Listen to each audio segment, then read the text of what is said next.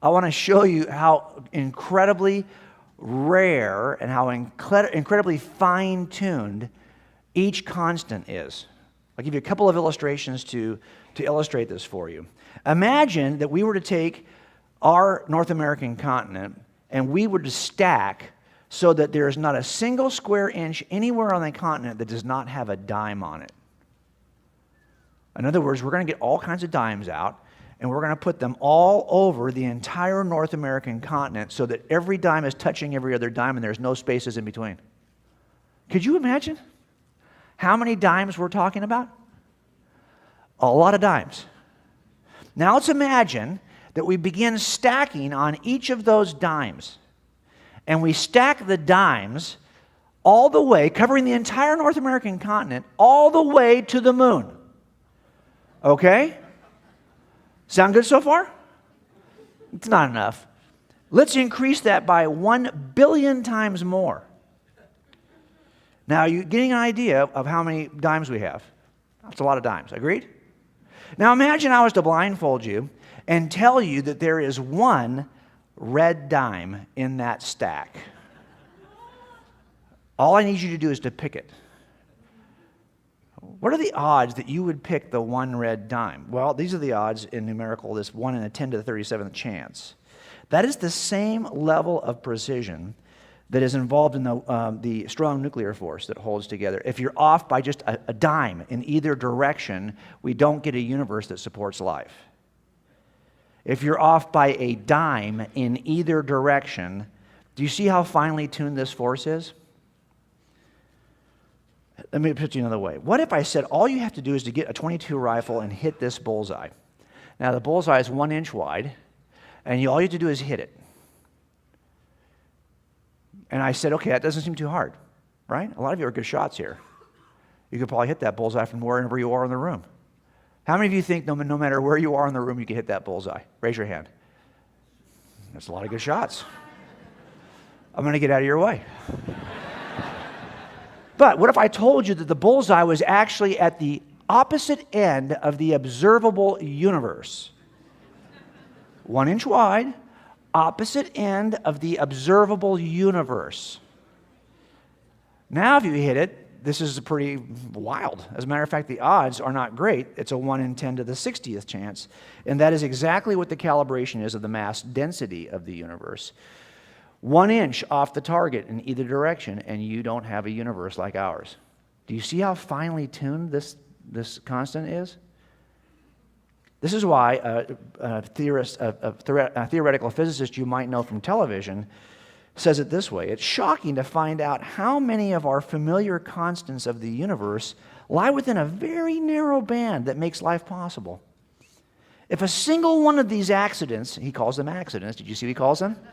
If a single one of these accidents were altered, stars would never form, the universe would fly apart, DNA would not exist, life as we know it would be impossible, Earth would flip over and freeze, and so on. He's being serious. And he believes that this level of fine-tuning is purely an accident. Isn't that interesting? It's amazing to me how many thoughtful, smart people are willing to ignore the fine-tuning of the universe and say it's just an accident. Really? So if Mikio Kaku was sitting at a poker table in Vegas, he's just sitting there playing cards, and the house deals his friends, two of his friends, and they finally deal him, and they say, okay, and they deal themselves. And Mikio's sitting over here, and he's like, yeah, okay, cool. Looks at his cards, he's going, oh gosh, I got a good hand here. I'm going to bet some money on this. And he bets everything he has, or everything he can think of, he puts it on the table. And then the house turns over their cards, and they've got a royal flush. Really? I thought I had a good hand. Now, in his mind, if he knew the odds of the house dealing themselves a royal flush from a single deck, that would be 10 to the 5.813, a 1 in 650,000 chance of dealing yourself a royal flush. That's why you should never play those poker machines and hoping for the royal flush. Oh, I've got 3 of the 5 cards, and you're going to actually hoping you get a 1 in 650,000 chance, really? So I can see, though, if he's playing cards here, and he might get frustrated and say, okay, well, and it does happen, right? I mean, maybe you've seen it. That it's possible to get a royal, it's not that outrageous. Okay, so he stays in the game. And they deal a second hand. And now he looks at his second hand and he goes, oh my gosh, a straight flush. That's good, right? So what else can I, he puts his house on the line, okay? He mortgages his house, puts his bet. And sure enough, another royal flush. Really? What are the odds of somebody dealing themselves 2 consecutive royal flushes with one? Really? You want to know what they are? They're this.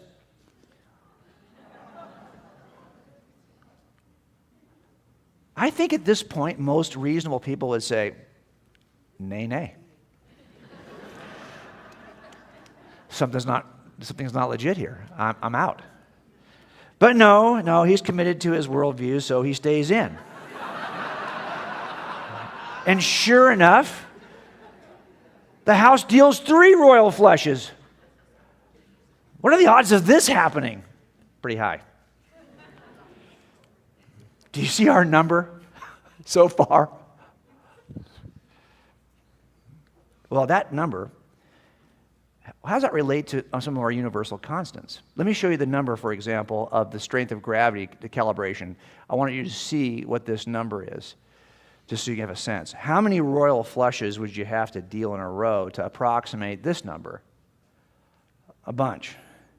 It turns out you would need 6 royal flushes in a row to get to the calibration for gravity, which is, now, how many does it take to get to this calibration? This is the calibration necessary for quarks. Now, if you know anything about physics, I won't go into all the details, but these are the kind of, I've written it out here for you, the masses associated with particles. This is really about the nucleus of the atom and how these hold together. You have to have a certain ratio of these. If it's too high or too low, you don't get atoms to form, blah, blah, blah, blah, blah. But how do I get to this number? That's a high number. How many royal flushes am I willing to sit through? Well, it turns out you would have to have 12 royal flushes to approximate that number in a row. What about the precision required to calibrate the energy density of space? That's 10 to the 90th power. That means you got to sit at the table, and he takes that same deck of cards, and he deals himself not 12 in a row, but a bunch more in a row. So it seems to me, if Mikio Kaku is so committed to his worldview that he refuses to believe that something is, are you really going to sit through that many before you'd say, get away from me, this is all a scam?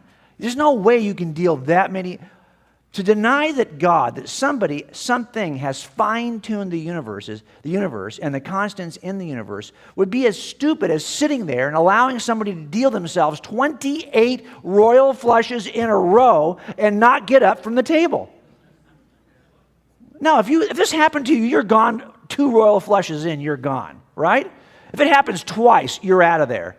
Yet, these smart people would allow themselves to be dealt this 28 times and still say, yeah, this is the way it is. I guess I'm unlucky.